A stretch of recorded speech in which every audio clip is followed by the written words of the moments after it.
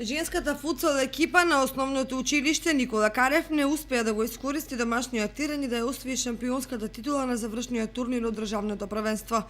Со поразите од Бајрам Шабани и од браќа Миладиновци, тие останаа на четвртата позиција, што сепак е голем успех, имајќи ги во предвид резултатите кои се остварени на овогодишниот циклус.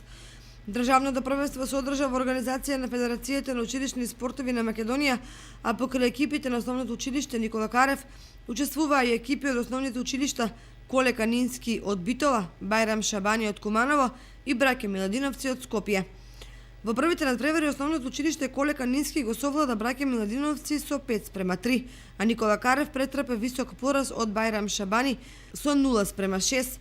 Во надпреварот за третото место браќа Миладиновци го победи Никола Карев со 3:2, а финалниот дуел го доби Коле Канински кој против Бајрам Шабани славеше со 3:2 и освоија шампионската титула. Завршниот турнир беше одлично организиран од страна на домаќинот основното училиште Никола Карев.